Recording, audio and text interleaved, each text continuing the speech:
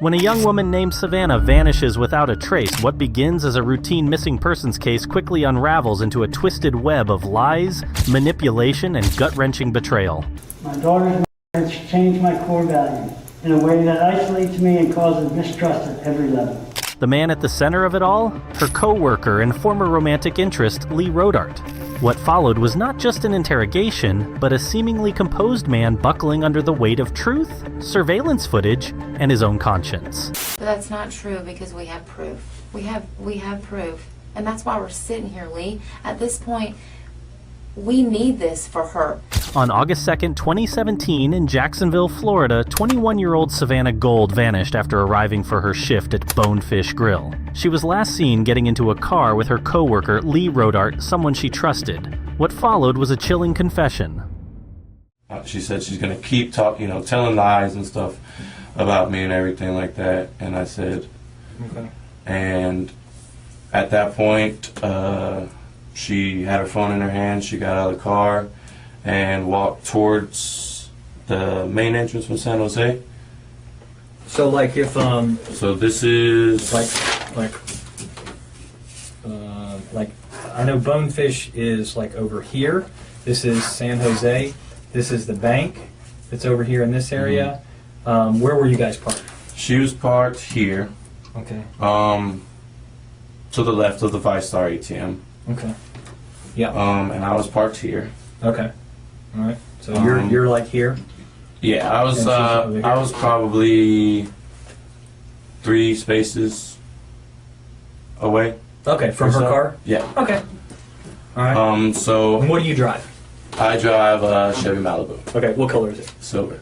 Gold went missing in August 2017 after she arrived at work but never made it into the building. Her unlocked car was later found in the parking lot. A tire was slashed and her purse was on the front seat. The Jacksonville sheriff watched surveillance video from the parking lot. A few minutes later, the video showed Rodart driving away with Gold still in the vehicle. Authorities. The longer he talks, the deeper he finds himself in a web of lies. What Rodart doesn't know is that the surveillance footage already tells a different story. How long do you think it was between the time that she got out and started using her phone till that green truck pulled up? Maybe 5 minutes. Okay. So wow. So if she called somebody, they got there in 5 minutes to pick her up?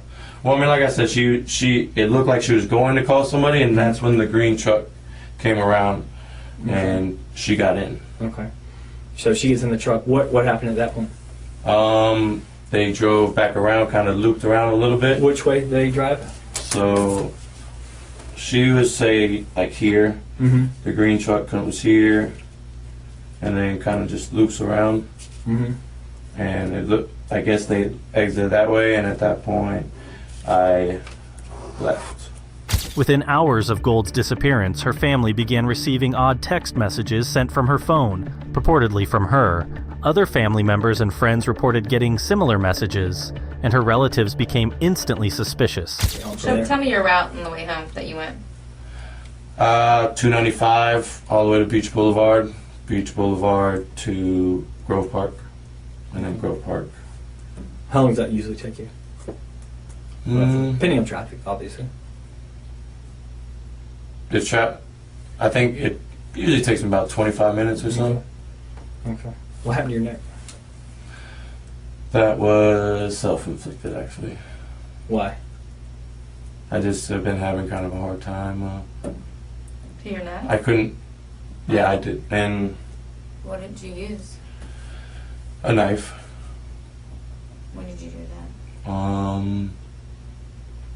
Some time in July. You did that in July and it's still bloody? The story flows easily at first. Rodart says Savannah came to his car, they talked briefly, and then she left with someone in a green pickup truck. The detectives don't flinch, they don't press. It's one thing to fool a detective, it's another to face the truth of what someone who knows you really thinks. And at that moment, Lee Rodart wasn't just trying to protect himself. He was desperately trying to outrun the version of himself he couldn't deny. So when I come up and talked to you yesterday, I'm not threatening, I'm talking to everybody up there. What? Why? Well, I freaked out, to be honest with you. I mean... This girl's missing? Yes. Okay, but you know she's been missing. I mean, you knew from, from in essence from day one that she's missing, and you freaked out that you had to know. Obviously, I was the last one to see her, so I was a little bit scared at that.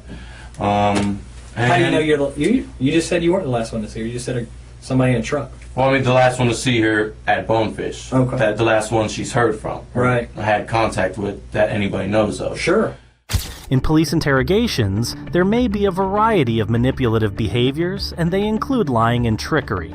The police are prohibited from using physical or psychological coercion while interrogating suspects. Police deputies must not use torture techniques, threats, or inhumane treatment. Sometimes the suspects decline to cooperate, and that is when the police need to engage in manipulative actions, such as emotional extortion in giving ultimatums, bluffing, appealing to the suspect's humanity, or guilt-tripping them.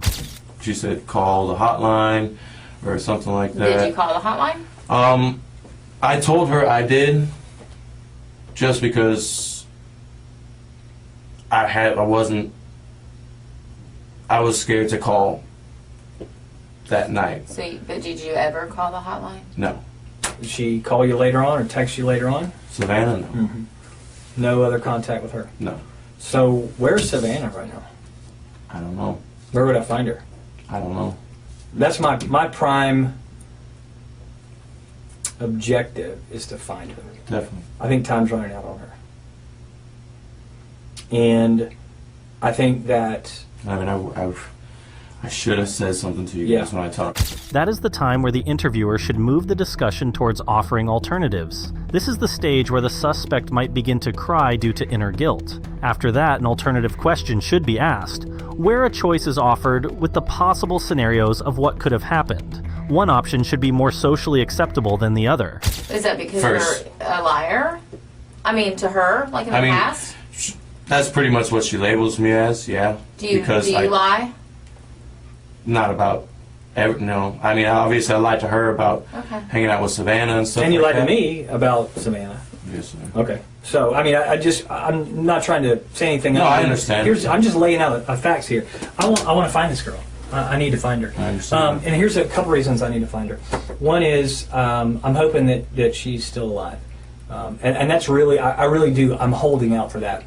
And if she's not alive, then I think she and her family are due that knowledge. I think I think they need some closure. By framing her as unstable and addicted, Rodart isn't just deflecting, he's testing the waters, seeing if the detectives will bite. If they'll see Savannah not as a victim, but as a liability, it's victim blaming, dressed as casual conversation, and it's designed to justify what comes next. Tell me something. What can I work with? I told you the last time I saw her. But that's not true, because we have proof. We have proof. And that's why we're sitting here, Lee. At this point, we need this for her. I look at that little girl and I think of my little girl. My little girl who's her age. That's who I think about. That was my little girl. I couldn't imagine. I don't care what she said about you or whatever, but my little girl is that age.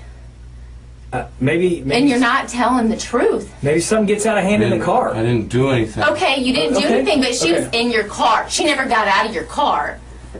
She never got out of your car, Lee. We're not saying that you did anything. I'm trying to find her. I didn't say you did anything. I don't know where she is. Well, we can prove that you left with her in the car. Under Florida's Stand Your Ground law, it is up to the state to prove someone did not act in self-defense once that claim is made. Lee Rodart claims that Gold was high on heroin and attacked him when she got into his car. He claims he heard a pop in her neck when he tried to get her off him. And now you're saying that she was sitting in your car, which all lines up with the video, actually. I'm glad that you said you got in the back seat with her. All that lines up. But you know what doesn't line up? After that passenger door comes open and shuts, comes open and shuts, she never gets out of that car. And you drive off. She never gets out of that car. There is no green truck. And that's not right to her. We're fact finders, Lee. I don't have anything personal against you. No, not at all. It's we're over. just fact finders. Tell us We're what just happened. doing Where our is she? job. No. Where did you go with her? Where did you go with her, Lee? This way, the detective has shown Rodart that the police know more than the suspect thought, and it is a very subtle way of showing the we-know-all technique. This is to show that they already know he is guilty and that he should just confess, because either way he is going to be punished for his crime. This is the technique at work. Let the suspect build his story. Let him feel in control. Then when the foundation of his version of the story is just unstable enough, drop the evidence like a controlled demolition. Where is she?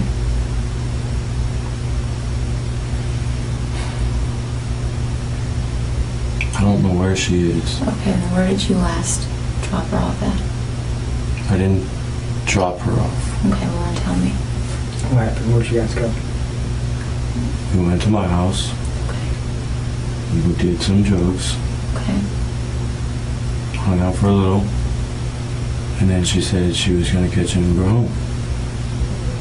Okay. And did she call an Uber? She pulled her phone out. Looked like she was using it. I wasn't hovering over her.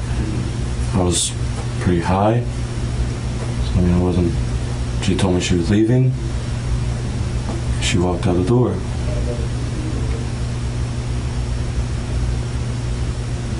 Legally, the detectives Mirandize him properly, which is key in preserving admissibility. And Lee waives his rights and chooses to speak. Crucial, because his eventual statements end up being damning. What was going on in the backseat for the doors to be kicked open? She kicked open that door 3 times, Lee. She kicked it. We saw it. And you know I'm not making it up, because I wouldn't know this, because I wasn't there. I would never know this unless we had video of it, correct? Yes, correct. I'm not trying to trick you. I'm just a fact finder. In addition, in the United States, the police do not have to tell the suspect about any evidence they have, and they even have the right to lie to the suspect about their knowledge of the case. At the end of the interrogation, we have unmistakable evidence that the suspect is guilty, because according to Reed's technique, if the suspect cries, it is a clear indicator they did it. The man accused of this young woman, his co-worker, now says it was self-defense. The new claim coming just a month before Lee Rodarte is set to stand trial. In the end, Lee Rodarte confessed, not in a sudden burst of remorse, but after hours of pressure, contradiction, and unraveling lies. He admitted to Savannah Gold during an argument, her body discarded in a retention pond behind a local business, as if her life, her future, and her family's hope could be thrown away like nothing. The good news for the family is that this avoids a trial where witnesses would have to testify, perhaps even some of those family members, and there is always a chance at trial that he could go free. And by entering a plea of guilty, he's pretty much guaranteeing that he's going to be convicted. Rodarte is just under 6 feet tall and weighs 163 pounds. Savannah Gold was 5 feet tall and weighed 91 pounds. But despite how much smaller Gold was than Rodarte, he claims that he feared for his safety as she continuously slapped him. And he says that he accidentally broke her neck in self-defense. He was arrested, charged with second-degree, and ultimately sentenced to 40 years in prison. No trial, no dramatic courtroom testimony, just a quiet plea deal, and a grieving family left to imagine what justice really means when nothing brings your daughter home. During police interrogation, officials said Rodarte confessed. JSO had surveillance video showing Gold leaving her car and walking to Rodarte's car. That video showed a struggle in the car so violent, police say the car was visibly shaking. Rodarte's criminal history in Jacksonville doesn't show any violent crimes, leaving many questions about the method and motive in Gold's. His sister, Amber Lynn Rodarte, is also awaiting trial for a woman in December. The was said to be over a car and money. The same homicide unit that worked that case is now also working Gold's.